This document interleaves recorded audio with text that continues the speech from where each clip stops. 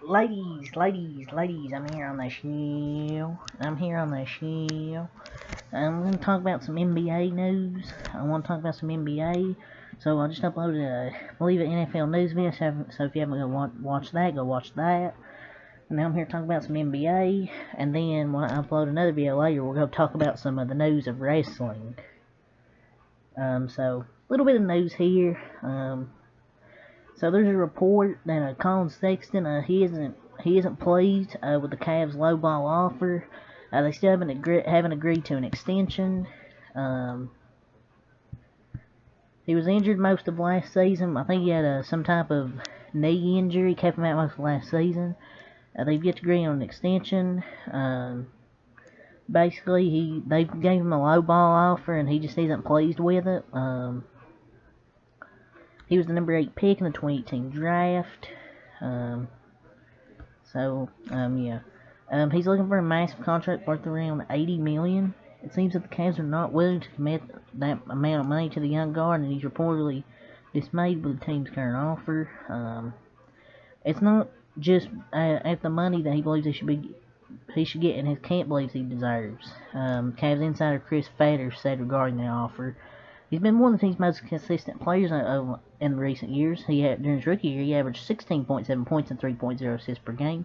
His numbers continue to improve the next couple of years. He had his best season during the 2020-21 campaign, averaging 24.3 points and 4.4 assists per contest. Last season, he was recording 16.0 points and 2.1 assists per game before going down with a season-ending injury. While it makes sense for Cleveland to look to re-sign Sexton to a long-term deal with the team, it's seemingly hesitating to meet his demands for various reasons. But anyways, yeah, I think he deserves a lot of money because he's a really good, talented young player. He's improved every year. It would make sense, but while it makes sense, the team is hesitating, like his demands for various reasons. Giving him $20 million would push the Cavs into the luxury tax threshold, something they're reportedly unwilling to do. So I think he deserves it, but because if they offer him that, they'll put him $20 million a year.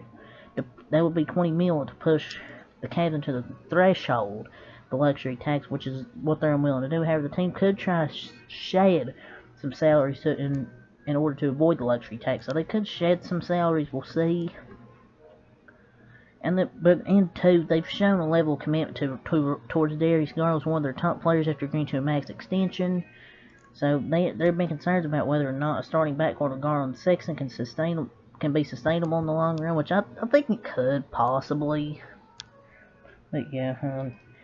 So the next thing we'll talk about is the Warriors. They signed Purdue center Travion Williams about 2-3 days ago. Undrafted free agent. He played for Celtics in the G League. One of the best passing bigs, I believe, in that draft. So good signings by the Warriors, getting Travion Williams and Mac McClung on their team. So love that. Hornets, they're considering a reunion with a former franchise cornerstone among free agent options. They're considering reuniting with Kemba Walker. I don't see how it's going to help you get better. Kemba Walker's washed at this point. He's not as good as he used to be. And they talked about Isaiah Thomas. Man, he was alright last year when he played, but other than that, I guess they're trying to get a reserve free agent, like a last second free agent, because of the Miles Bridges situation where he got arrested.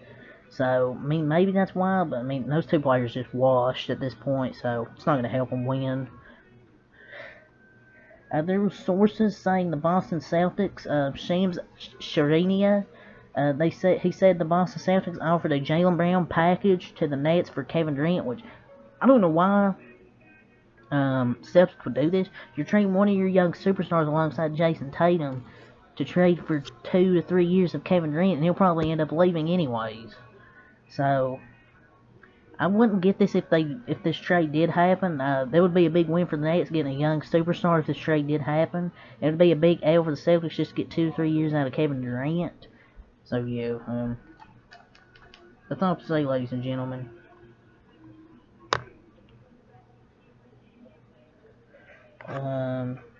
Oh yeah, another thing we'll talk about is which Brooklyn turned down in Canada. I guess they didn't offer enough draft picks. on either. I guess they didn't offer enough draft picks in this deal, so maybe that's why they declined it. But yeah, that's all I have to say for this NBA news. What are your guys' thoughts on the news? So leave a like, comment, subscribe for more. Next time, I thank you for watching.